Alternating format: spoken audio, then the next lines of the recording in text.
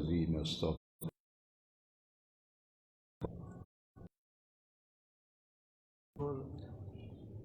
آج کے درس میں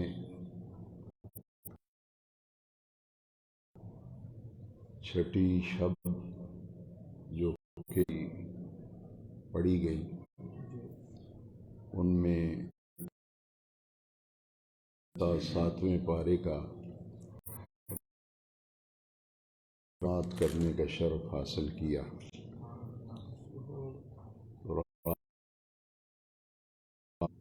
تین مقامات ہر درس جو ہے، ایک تو یہ سورہ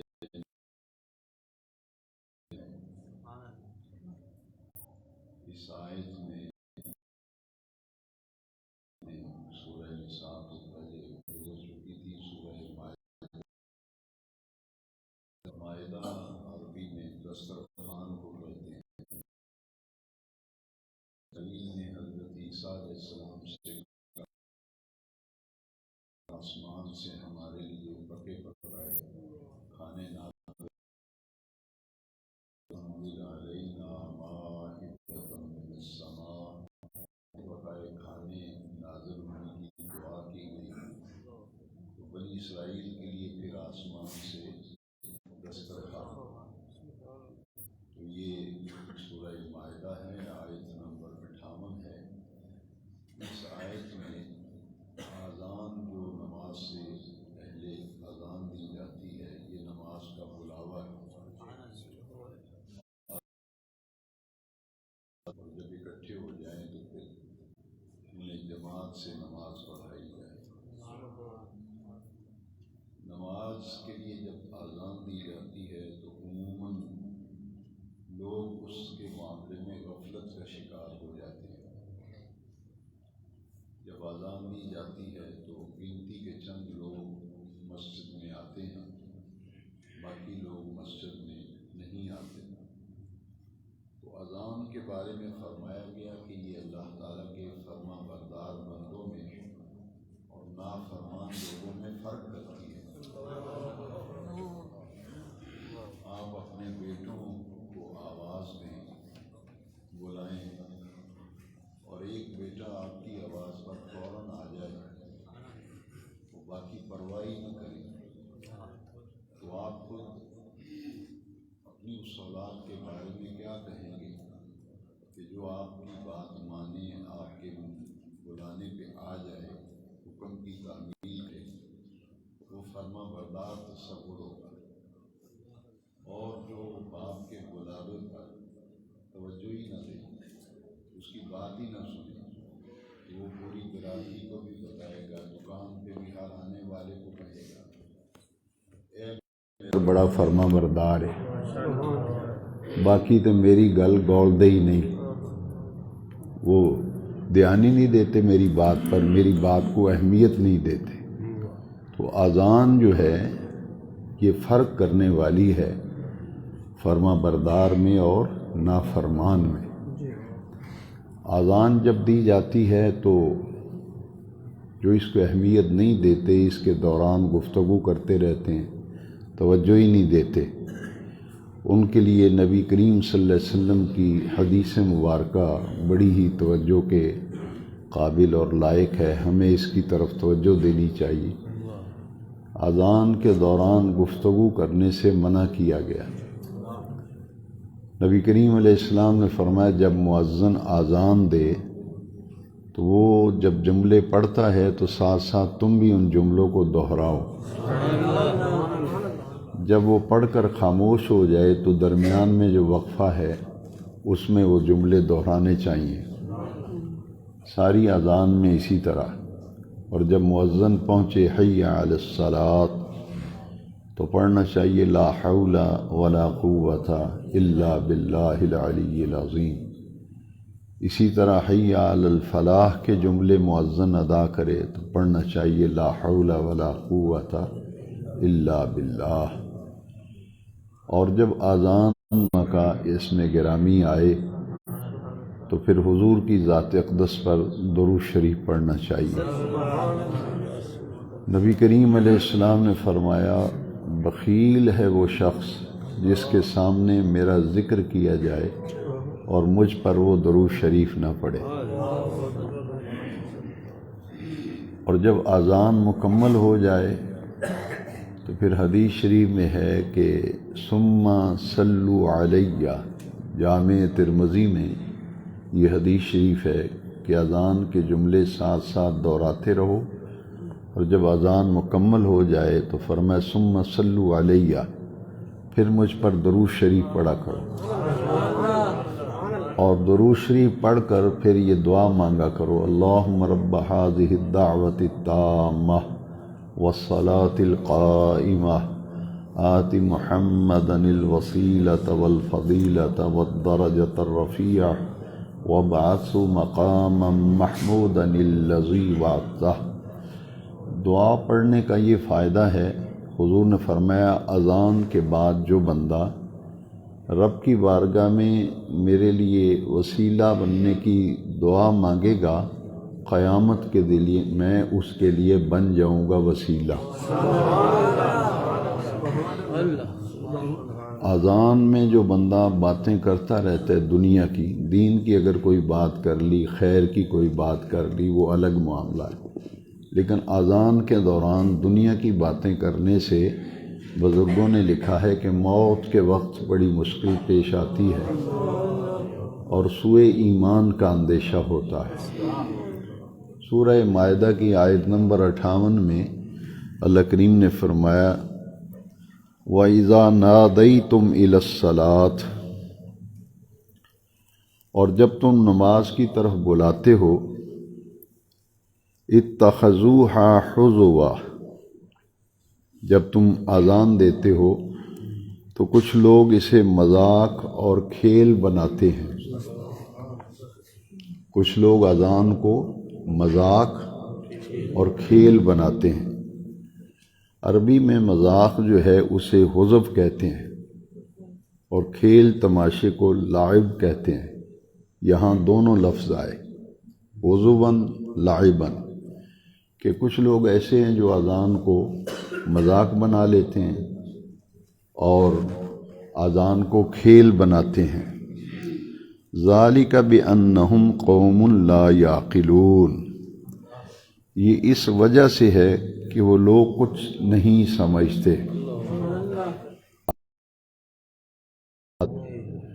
اور ساتھ ساتھ جملے دہراتا رہے گا، اور جب اذان مکمل ہو جائے پھر درود شریف پڑھے گا، پھر یہ دعا مانگے گا۔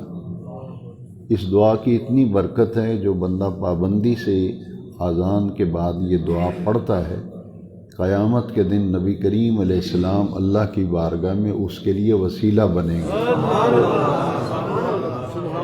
یہ حدیث شریف بخاری شریف میں ہے، جو میرے لیے اذان کے بعد رب سے وسیلہ مانگے گا میں اس کے لیے بن جاؤں گا وسیلہ۔ تو اذان کا احترام، اذان کا ادب، اور اذان سنتے ہی پھر نماز کی تیاری کرنا۔ اسلام کے نظام حیات میں اذان کو یہ اہمیت حاصل ہے، یہ بلاوا ہے اللہ کی عبادت کے لیے۔ نماز کے لیے بلاوا ہے، اور اللہ کی عبادت کے لیے بلاوا ہے اذان۔ تو اذان کا احترام، اس کا ادب موت کے وقت آسانی پیدا کرتا ہے، اور جاں کنی کے وقت اللہ کریم اس عمل کی برکت سے بڑی ہی رحمتیں فرماتے ہیں۔ اور اذان کا یہ مقصد ہوتا ہے کہ دنیاوی مصروفیات فوراً چھوڑ دی جائیں، اور اپنے رزاق حقیقی کے حضور سجدہ ریز ہونا چاہیے۔ روزی رساں اللہ کی ذات ہے، رزاق۔ لہذا جب اللہ کریم کی عبادت نماز کے لیے بلاوا آ جائے تو پھر یہ تصور کرنا چاہیے کہ میں روزی کمانے کے لیے بیٹھا ہوں تو میرا رزاق حقیقی تو اللہ ہے۔ اب میرے رزاق حقیقی کا بلاوا آ گیا ہے، جو اصل مجھے رزق دینے والا ہے۔ وَمَا مِن دَابَّةٍ فِي الْأَرْضِ إِلَّا عَلَى اللَّهِ رِزْقُهَا، زمین پر جتنے چلنے والے ہیں ان کا رزق تو اللہ کے ذمہ ہے۔ تو پھر وہ فوراً اپنے رزاق حقیقی کے حضور سجدہ کرنے کے لیے تیار ہو جاتا ہے اور اپنے رب کے حضور سجدہ ریز ہوتا ہے۔ اور ایک شخص مال اور دنیا کی دولت کی محبت میں اتنا آگے نکل جاتا ہے کہ جب وہ اذان ہوتی ہے تو پرواہ نہیں کرتا، وہ مال و دولت کے جمع کرنے کی فکر اس کو زیادہ ہوتی ہے، اس لیے پھر وہ سستی اور غفلت کا شکار ہو کر وہ نماز کے لیے اندازہ لگائیں کہ آپ کی دکان ہے، کاروبار ہے، جب آپ کی کوئی دعوت کرتا ہے، ایک دعوت یعنی بلاوا، ایک اللہ کی عبادت کا بلاوا ہے، آپ کسی ولیمے کی دعوت آئے تو دکان چھوڑ کر جاتے نہیں ہیں؟ بولیے، دعوتوں پہ جاتے ہیں کہ نہیں جاتے؟ تو جو رزاق حقیقی ہے، کیا اس کی عبادت کی جو دعوت ہے، اذان دعوت ہے، بلاوا ہے کہ سب سے بڑا فرض، سب سے بڑی ذمہ داری تمہارے اوپر 5 وقت کی نماز ہے، لہذا اسے چھوڑ کر ہم اپنی عارضی محبوب جو ہیں اور عارضی لذتیں جو ہیں ان کے پیچھے پڑتے ہیں۔ اس لیے ہمیں توجہ دینی چاہیے کہ اذان کی آواز سنتے ہی سب کام چھوڑ کر اپنے خالق حقیقی، مالک حقیقی اور رزاق حقیقی کی بارگاہ میں حاضری دینی چاہیے۔ اور جو لوگ اذان، اللہ کی دعوت پر، بلاوے پر، نماز کے لیے بلاوے پر کان نہیں دھرتے، توجہ نہیں دیتے اور مسجد میں حاضری کی کوشش نہیں کرتے، ہم سب کو اس طرز عمل پر نظر ثانی کی ضرورت ہے۔ یہ جو ہمارا طرز عمل ہے، اس پر نظر ثانی کی ہمیں سوچنا چاہیے، اس بارے میں غور کرنا چاہیے۔ اور اذان کی اتنی اہمیت ہے، یہ آیت نمبر 58 ہے سورہ مائدہ کی، جس میں اذان کا ذکر آیا۔ اس پر میں صرف اس وقت ایک حدیث عرض کرتا ہوں کیونکہ درس میں وقت اتنا ہی ہوتا ہے۔ حدیث شریف کی مشہور کتاب ہے نسائی شریف، سیاستہ میں شامل ہے، جو حدیث کی 6 کتابیں ہیں۔ نسائی شریف اس کا کتاب الاذان ہے، چیپٹر جو ہے نا، باب کتاب الاذان، اور چیپٹر نمبر 14 ہے، حدیث کا نمبر ہے 647۔ نسائی شریف کی حدیث 647 نمبر ہے حدیث کا۔ نبی کریم صلی اللہ علیہ وسلم نے ارشاد فرمایا، اللہ تبارک و تعالی اور اس کے فرشتے جو پہلی صف میں نماز پڑھتے ہیں لوگ، تو اللہ اور اس کے فرشتے پہلی صف پر اپنی رحمتیں نازل کرتے ہیں۔ پہلی صف کی فضیلت میں نبی کریم علیہ السلام نے یہ ارشاد فرمایا۔ ایک اور حدیث میں ہے، اگر لوگوں کو علم ہو جائے کہ پہلی صف میں کتنی فضیلت ہے تو مسجدوں میں قرعہ اندازی کرنی پڑے، پہلی صف میں جس کا قرعہ نکلے وہ پہلی صف میں بیٹھے، اگر لوگوں کو اہمیت کا اندازہ ہو جائے۔ پہلی صف پہ جو نماز پڑھنے والے ہیں ان پر اللہ تعالیٰ اور اس کے فرشتے رحمتیں بھیجتے ہیں۔ سب سے پہلے جب جماعت کھڑی ہوتی ہے، امام پر رحمت نازل ہوتی ہے، اس کے بعد جو بالکل امام کے پیچھے بندہ کھڑا ہوتا ہے اس پہ رحمت نازل ہوتی ہے، پھر دائیں طرف کے نمازیوں پر، اس کے بعد پھر بائیں طرف پہلی صف میں جو لوگ ہوتے ہیں ان پر رحمتیں نازل ہوتی ہیں، اور اس کے بعد پھر جتنی صفیں ہوتی ہیں پیچھے، پھر ایک دم ان سب پہ رحمتیں نازل ہوتی ہیں۔ یہ ترتیب ہے رحمتوں کے نزول کی۔ نبی کریم علیہ السلام نے فرمایا کہ مؤذن کے اذان کی آواز جہاں تک پہنچتی ہے، جہاں تک اس کی اذان کی آواز پہنچتی ہے، اتنی مقدار میں اذان دینے والے کے گناہ معاف کر دیے جاتے ہیں،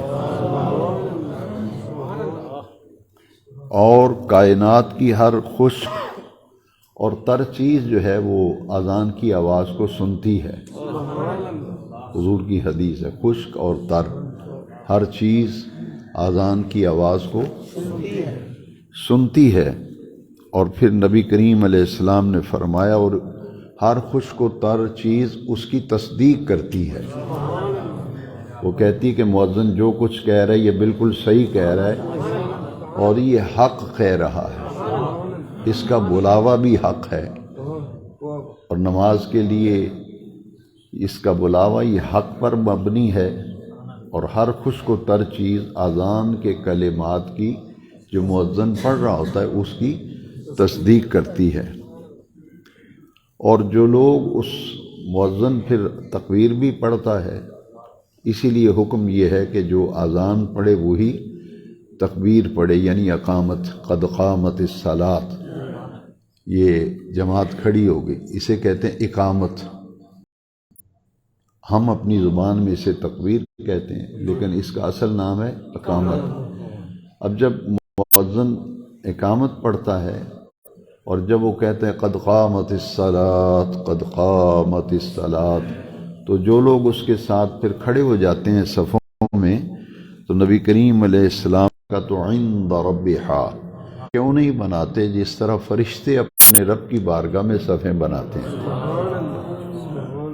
ہم صفیں بناتے ہیں تو ایک دوسرے کو کہتے ہیں کہ تم آگے چلے جاؤ، تم آگے چلے جاؤ، کوئی نمازی آگے آنے کے لیے اکثر و بیشتر قلیل لوگ ہیں۔ جب کہا جائے گا کہ آگے آ جاؤ بھائی صفیں صحیح کرو، تو ہر آدمی دوسرے کو کہے گا کہ تم جاؤ، ایسے اشارہ کریں گے، چل یار اندر چلتا ہے تو اگلی صف پہ چل، خود نہیں آئیں گے۔ تو حضور نے فرمایا کہ صفیں اس طرح بناؤ جس طرح فرشتے صفیں بناتے ہیں۔ تو صحابہ نے پوچھا حضور فرشتے کیسے صفیں بناتے ہیں؟ فرماتے ہیں پہلے کوشش کرنی چاہیے کہ ایسی جگہ سنتیں پڑھی جائیں، صفوں میں بیٹھنا یہ نمازیوں کی ذمہ داری ہے۔ تو اذان ایک ایسا عمل ہے جس کا ذکر رات کی تراویح میں گزرا، اور میں نے مناسب سمجھا کہ آج میں اس حوالے سے کچھ باتیں آپ کی خدمت میں عرض کر دوں۔ دوسری چیز جو میں نے رات تراویح کے بعد بھی اس پر درس دیا، گفتگو کی، لیکن کچھ ایسے لوگ ہوتے ہیں جو تراویح میں نہیں ہوتے، فجر میں ہوتے ہیں، اس لیے اس پر میں تھوڑی سی رات میں نے مختصر گفتگو کی، اس پر میں ذرا تفصیل سے کچھ عرض کروں گا، کیونکہ یہ بڑا اہم مقام ہے قرآن مجید کا۔ یہ سورہ مائدہ ہے، سورہ مائدہ ہے، اور اس کی جو آیت نمبر ہے 6 ہے،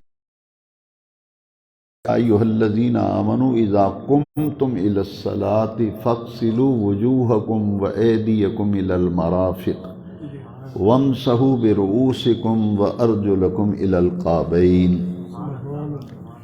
یہ وضو کے 4 فرض ہیں جو اس آیت میں بیان کیے گئے ہیں، یعنی اتنی اہم بات ہے، یہ 4 چیزیں وضو میں اتنی اہمیت رکھتی ہیں کہ رب ذوالجلال نے خود قرآن کی آیت میں ان کا ذکر فرمایا، اور جس ترتیب سے وضو کرنا چاہیے اس ترتیب کو بھی بیان کیا گیا۔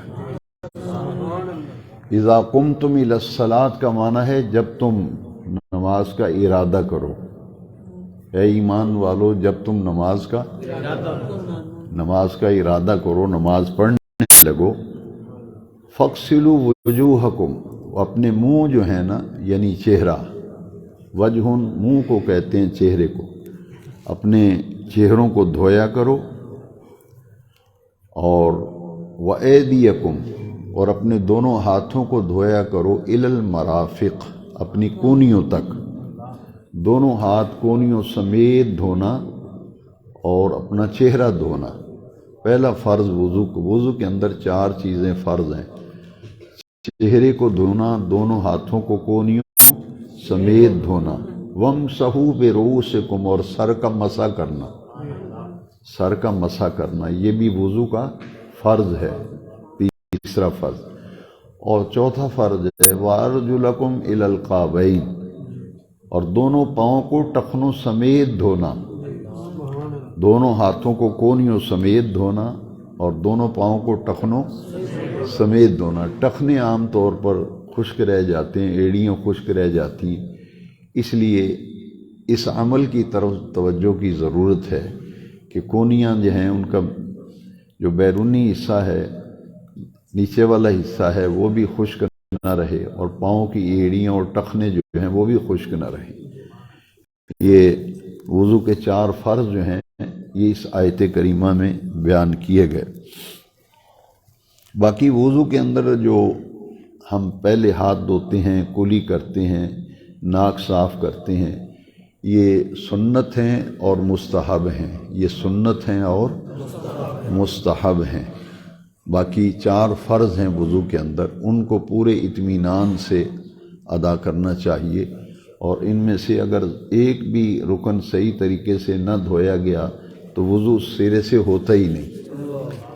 अब ये वुज़ू के जो 4 फ़र्ज़ बयान किए गए हैं ये हमने सीखे और समझे। इस पर मैं आपको एक हदीस शरीफ सुनाई है। तहारत और इस्तिंजा और वुज़ू और गुस्ल, इसकी अहमियत का अंदाज़ा इस हदीस शरीफ से हो जाएगा। इस्तिंजा का माना है नजासत का दूर करना, नापाकी का दूर करना। लिहाजा सबसे पहली बात तो ये है कि जो नजासत वाली चीज़ें हैं उन्हें साफ़ करना चाहिए, उन्हें दूर करना चाहिए, उसके बाद फिर वुज़ू करना चाहिए। ये वुज़ू भी तहारत है, वुज़ू भी तहारत यानी पाकीज़गी हासिल करना, साफ़ सुथरा होना। तो नबी करीम, ये मुस्नद अहमद हदीस शरीफ की मशहूर किताब है मुस्नद अहमद, इसकी 3री जिल्द है और सफ़ा नंबर 340 है। नबी करीम सल्लल्लाहु अलैहि वसल्लम ने फरमाया कि अस्सलातु मिफ्ताहुल जन्नह, नमाज जो है ये जन्नत की चाबी है। हमारी ज़ुबान में कुंजी कहते हैं शायद। नमाज जन्नत की कुंजी है, चाबी है। और तहारत मिफ्ताहुस सलात, और तहारत जो है ये नमाज की कुंजी है। और चाबी से ताला खुलता है ना, यानी इस तहारत नमाज तक पहुंचने के लिए जो चाबी है वो क्या है? तहारत। और जन्नत तक पहुंचने के लिए नमाज चाबी है। नमाज जन्नत में पहुंचाती है और तहारत जो है बंदे को नमाज तक पहुंचाती है। और वुज़ू के अंदर ये इसे मामूली ना समझें कि हम पानी के छींटे मार के मुंह धो रहे हैं, हाथ धो रहे हैं। ये अहले ईमान के लिए बहुत बड़ा इनाम है। फिर अंदाज़ा लगाएं हम कितने नाशुक्रे हैं, कितने नाशुक्रे हैं।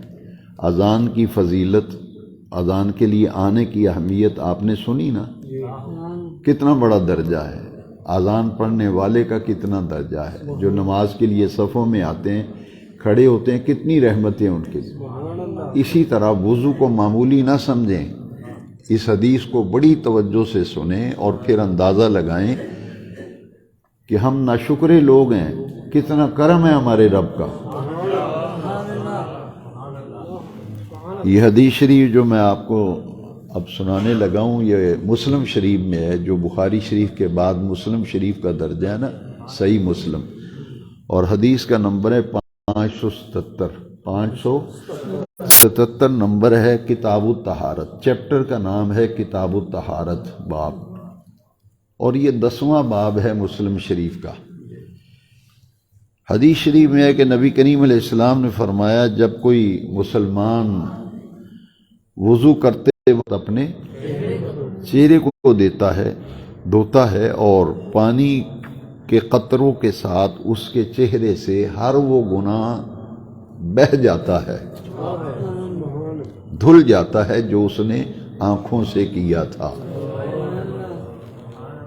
हुज़ूर ने फरमाया, जब बंदा वुज़ू करता है तो उसने जो आंखों से गुनाह किए होते हैं ना, सगीरा गुनाह, आंखों से जो गुनाह किए होते हैं, वो पानी के साथ ही धुल कर नीचे गिर जाते हैं।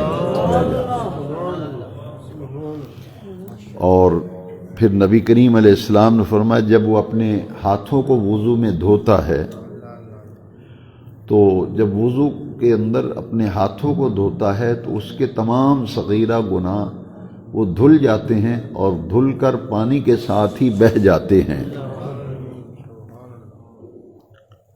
اسی طرح جو آدمی وضو میں اپنے پاؤں دھوتا، 4 ہی فرض ہیں نا وضو کے، تو ایک ایک رکن کے بارے میں حدیث شریف ہے۔ اب جو پاؤں کو دھوتا ہے تو حضور نے فرمایا پاؤں سے جتنے گناہ ہوتے ہیں، گناہ کی طرف چل کے آدمی پاؤں سے ہی جاتا ہے، لہٰذا وضو کرنے سے جو پاؤں سے گناہ کیے ہوتے ہیں وہ دھل کر ساتھ ہی بہہ جاتے ہیں،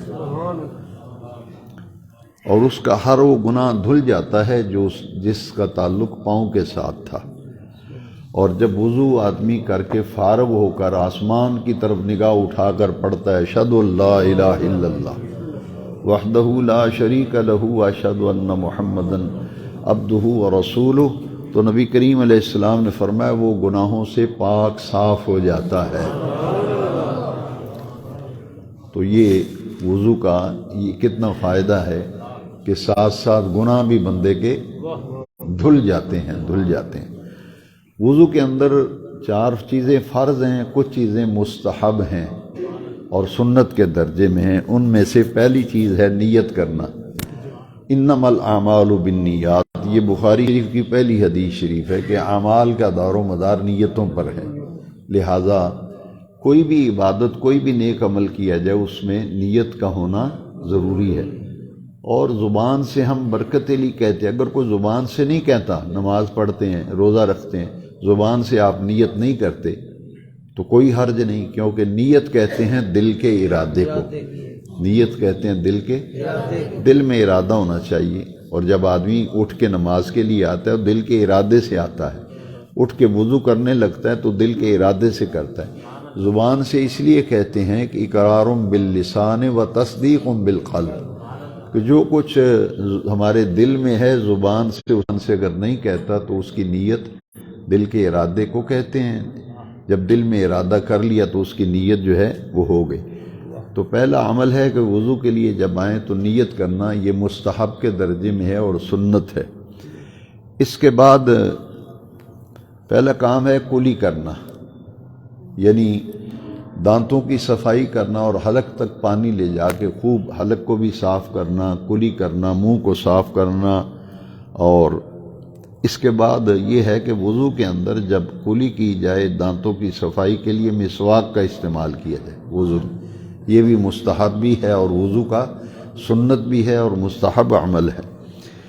اور اس کے بعد ہے پھر ناک میں پانی ڈالنا، ناک میں پانی ڈال کر یہ چھوٹی انگلی جو ہے نا بائیں ہاتھ کی، اس سے ناک کو اندر سے صاف کرنا، یہ مستحب بھی ہے اور سنت بھی ہے۔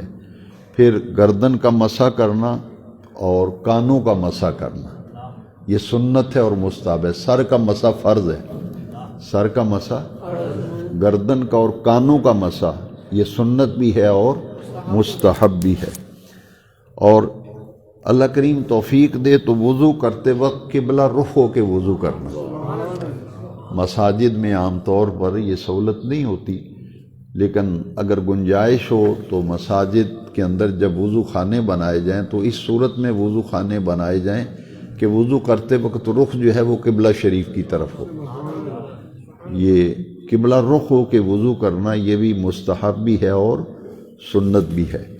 تو اللہ کریم سے توفیق مانگتے ہیں کہ رب ذوالجلال ہمیں ان چھوٹی چھوٹی باتیں ہیں، یہ وہ باتیں میں نے آج عرض کی ہیں جن کی طرف ہمارا دھیان ہی نہیں، ہم انہیں اہمیت ہی نہیں دیتے، تو میں نے نیک نیتی سے اور اس ارادے سے یہ درس میں چیزیں بیان کی ہیں کہ جن کی طرف ہماری توجہ ہی نہیں ہے، اصل میں یہ وہ باتیں ہیں جن کے طرف توجہ کرنے کی ضرورت ہے۔ اب درس جو ہے وہ تیسرا مقام ہے، رات کی منزل کے 3 مقام میں نے صرف عرض کیا تھا کہ وقت اتنا ہی ہوتا ہے کہ ہم جو بھی دنیا میں عمل کرتے ہیں قیامت کے دن ہمیں اس کا جواب دہ ہونا پڑے گا، یہ بات ذہن میں رکھیں۔ جو بات بھی ہم زبان سے نکالتے ہیں، جو کام کرتے ہیں، ہمیں اس کا جواب دہ ہونا پڑے گا۔ اور زبان کی بے احتیاطی تو معاشرے کے اندر اس قدر عام ہے کہ جھوٹ، چغلی، غیبت، گالی گلوچ، جھوٹی افواہیں اڑانا، یہ جو ہم کہتے ہیں نا کہ سنا ہے یار، کوئی آدمی پوچھے گا، خبر دیتے ہیں، کہتے ہیں تینوں کے میں پتہ لگا یار، یہ اتنی خطرناک بات ہے دین کی روشنی میں۔ نبی کریم علیہ السلام نے فرمایا کہ کسی شخص کے جھوٹا ہونے کے لیے اتنا ہی کافی ہے، کسی شخص کے جھوٹا ہونے کے لیے اتنا ہی کافی ہے کہ ہر سنی سنائی بات آگے کر دے۔ ہمارا دین یہ کہتا ہے جب تک تصدیق نہ ہو، جب تک تصدیق نہ ہو کہ بات سچی ہے جو جھوٹی ہے، اس وقت آگے نہیں کرنی چاہیے۔ خواہ گھر کی بات ہو، خواہ رشتہ داروں کی بات ہو، دوستوں کی بات ہو، گلی محلے کی بات ہو، کسی ادارے کی بات ہو، جب تک بات کی تصدیق نہ ہو جائے بات آگے کرنا یہ سخت محرومی کی بات ہے، سخت محرومی کی بات۔ اس لیے ہر سنی سنائی بات آگے نہیں کرنی چاہیے، پہلے تصدیق کرنی چاہیے کہ بات صحیح ہے یا غلط۔ رمضان شریف کا مہینہ کتنی تیزی سے گزر رہا ہے۔ میں نے پہلے درس میں عرض کیا تھا، اور بڑا یہ پیاری حوصلہ افزا بات ہے۔ قرآن نے کہا ہے ایام معدودات، گنتی کے چند دن ہیں۔ دیکھیے پتہ بھی نہیں چلا چھٹا روزہ ہے، تیزی سے گزر رہا ہے۔ اور یہ رمضان شریف ہے نیکیوں کا موسم بہار، نیکیوں کا اچھا جو موسم بہار ہوتا ہے۔ آپ بڑے خوش نصیب ہیں، بہت پیارے لگ رہے ہیں جو اس وقت مسجد میں بیٹھے ہیں پاکیزہ مجھے آپ کے نورانی چہرے دیکھ کر مجھے وہ فارسی کا ایک شعر یاد آ گیا جو شیخ سعدی نے بڑی پیاری بات کی۔ آپ نے دیکھا کہ جب موسم بہار آتا ہے تو پتھر پہ تو سبزہ نہیں اگتا، کبھی پتھروں پہ بھی سبزہ اگا ہے؟ موسم بہار میں پتھروں پہ سبزہ کہاں اگتا ہے جو نرم زمین ہوتی ہے؟ فارسی کا بہت پیارا شعر ہے، در بہاراں کے شود سر سبز سنگ، در بہاراں کے شود سر سبز سنگ، سنگ کہتے ہیں پتھر کو، خاک شو تا گل بروید رنگ رنگ، کہتے ہیں موسم بہار آ جائے تو پتھروں پہ سبزہ نہیں اگتا، اس لیے مٹی ہو جا، خاک شو مٹی ہو جا، یعنی عاجزی اور انکساری کی زمین تیار کر، اپنے من میں اپنے باطن میں کیا کر، نرمی، عاجزی، انکساری کی ایسی سرزمین قائم کر، ایسی زمین تیار کر، پھر جب رمضان میں رب کی رحمتیں برسیں تو تیرے دل میں نیکی کے رنگا رنگ پھول اگیں۔ پھر در بہاراں کے شود سر سبز سنگ، آکشو تا گلنگ۔ یہ ہمارا اندر جو ہے نا من، یہ نہیں مرتا۔ جس دن ہمارا من مر گیا نا، یہ تکبر، یہ غرور، یہی چیزیں عبادت میں رکاوٹ بنتی ہیں۔ اس لیے عاجزی انکساری پیدا کرو۔ 6 روزے آج ہو جائیں گے، دن تھوڑے ہیں، دن تھوڑے ہیں، یہ نیکیوں کا موسم بہار ہے، اس سے فائدہ اٹھاؤ۔ اور تو ہمارے نیکیوں کے رنگ برنگ پھول تبھی پیدا ہوں گے نا جب عاجزی انکساری ہو۔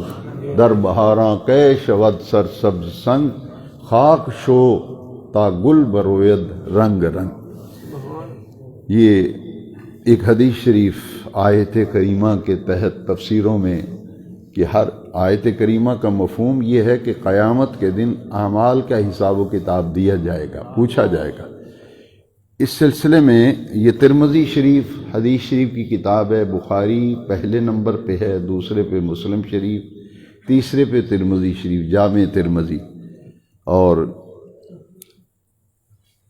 اس حدیث کا نمبر ہے 2416، 2416 نمبر حدیث ترمذی شریف کی، اور پہلا باب ہے باب صفت القیامہ۔ نبی کریم علیہ السلام نے فرمایا قیامت کے دن جب تک آدمی 5 سوالوں کا جواب نہیں دے گا اس کو وہاں سے قدم اٹھانے کی اجازت نہیں ہوگی، کوئی آدمی ہل نہیں سکے گا۔ میزان پہ جہاں اعمال تولے جائیں گے وہاں آدمی کھڑا ہوگا، جب تک 5 سوالوں کا جواب نہیں دے لے گا اس کو قدم ہٹانے کی بھی وہاں سے اجازت نہیں ہوگی۔ وہ 5 سوال، پہلا سوال سرکار حضور پرنور شافع یوم النشور مدنی کریم صلی اللہ علیہ وسلم نے فرمایا، پہلا سوال ہوگا کہ تو نے اپنی عمر کن کاموں میں گزاری ہے۔ پہلا سوال عمر کے بارے میں ہوگا کہ تو نے اپنی عمر کن کاموں کے اندر گزاری، یعنی اچھے کام کیے یا برے کام کیے۔ دوسرا سوال ہوگا، یہ تو پوری عمر کے بارے میں پوچھا جائے گا، پھر خاص طور پر جوانی کے بارے میں پوچھا جائے گا۔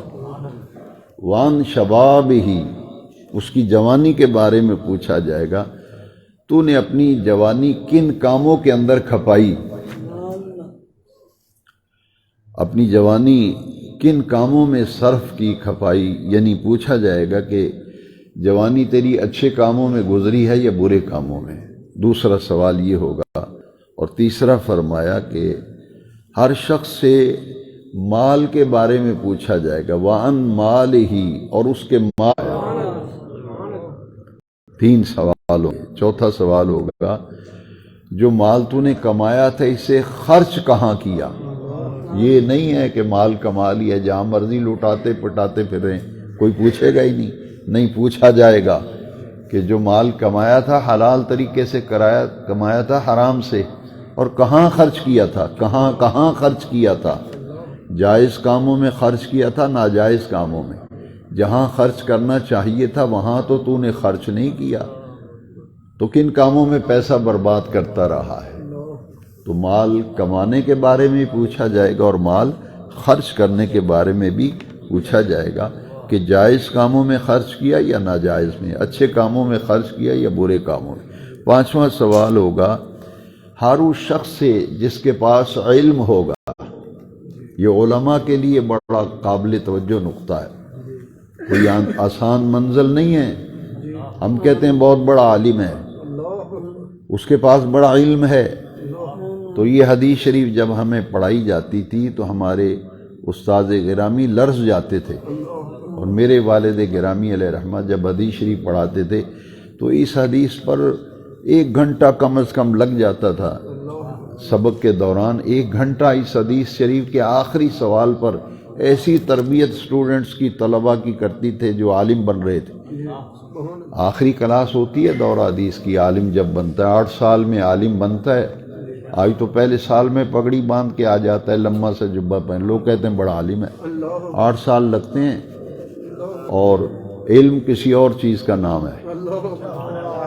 یہ سوال عالم بننا آسان ہے، یہ سوال جو ہے ایک طرف آدمی کام جاتا ہے، اور ہمیں تعلیم دی جاتی تھی کہ رات کو تنہائی میں 2 نفل پڑھ کے رویا کرو کہ یا اللہ تو نے مجھے علم دیا ہے تو اس پہ عمل کی بھی توفیق دے۔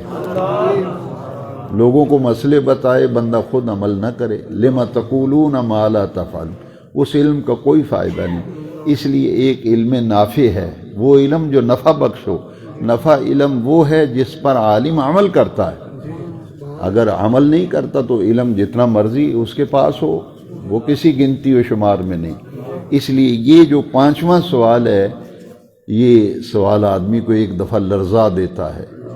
ایک تو جس کے پاس دین کا جتنا علم ہے، آپ سن رہے ہیں، جتنا علم آپ کے پاس دین کی معلومات ہیں نا آپ کے پاس، قیامت کے دن ہم سب سے پوچھا جائے گا تیرے پاس جتنا علم تھا، تیرے پاس جتنا علم تھا تو نے اس پر کتنا عمل کیا۔ علم ہی، اس کے علم بارے، علم کہتے ہیں جاننا، علم کہتے ہیں آپ سب کے پاس دین جانتے ہیں، آپ معلومات ہیں آپ کے پاس، سنتے رہتے ہیں آدمی، تو جتنا بھی علم ہوگا اس کے بارے میں پوچھا جائے گا، جتنا علم تھا، جتنا تو جانتا تھا، اس پہ تو نے عمل کتنا کیا ہے۔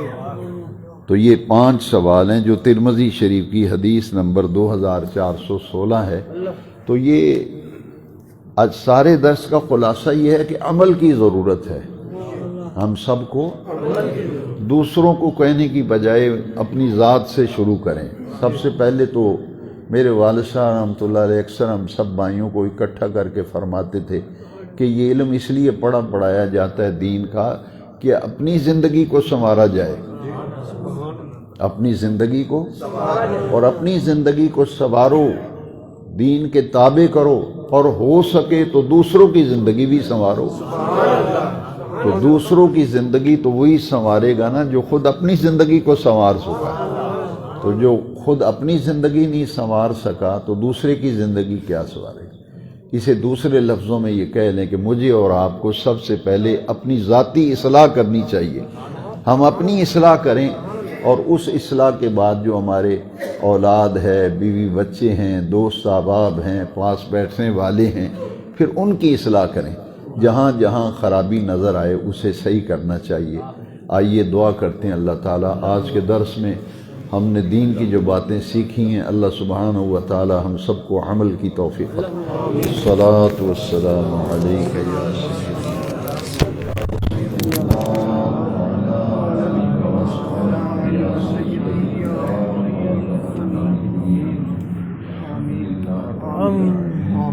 والصلاة والسلام على إمام الأنبياء والمرسلين وعلى أصحابه أجمعين. ربنا تقبل منا إنك أنت السميع العليم وتب علينا إنك أنت التواب الرحيم. اے رب کریم ہمارے روزے کو قبول فرما، ہماری نمازیں قبول فرما. یہ مبارک مہینہ تیزی سے گزر رہا ہے. اے رب کریم اس مہینے کی بہاروں سے ہمیں فائدہ اٹھانے، لطف اندوز ہونے کی توفیق عطا فرما. اے میرے رب ہماری عملی زندگی بہتر بنا، ہماری عملی زندگی بہتر بنا. جو باتیں سیکھتے سنتے سمجھتے ہیں ان پہ اے مالک